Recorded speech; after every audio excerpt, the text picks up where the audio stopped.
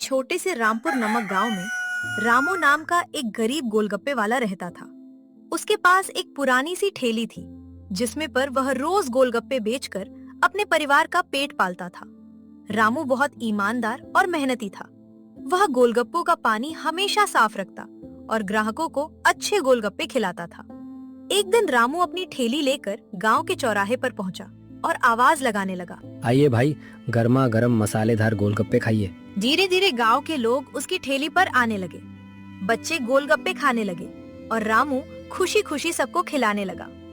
उसी चौराहे पर कुछ दिनों बाद कालू नाम का एक नया गोलगप्पे वाला भी अपनी ठेली लगाने लगा। कालू रामू से ज्यादा पैसे कमाना चाहता था।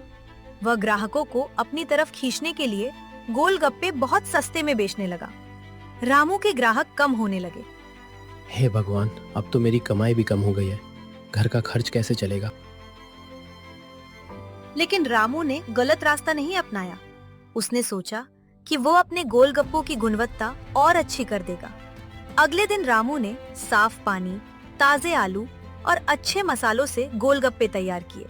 उसने अपनी ठेली को भी अच्छी तरह साफ किया। एक ग्राहक ने दोनों की ठेली से गोलगप्पे खाए। कालू के गोलगप्पे सस्ते हैं, लेकिन रामू के गोलगप्पों का स्वाद और सफाई दोनों बहुत अच्छे हैं। धीरे धीरे गांव के लोग फिर रामू की ठेली पर आने लगे। कालू को ये देखकर गुस्सा आया। उसने रामू से कहा, तुम्हारी वजह से मेरे ग्राहक कम हो रहे हैं। रामू ने शांत होकर कहा, भाई, कालू ग्राहक किसी के नहीं होते। जिसे जहाँ अच्छा लगेगा वो वहीं जाएगा। तुम भी अच्छी चीज बेचो, लोग तुम्हारे पास भी आएंगे। कालू को रामू की बात समझ आ गई।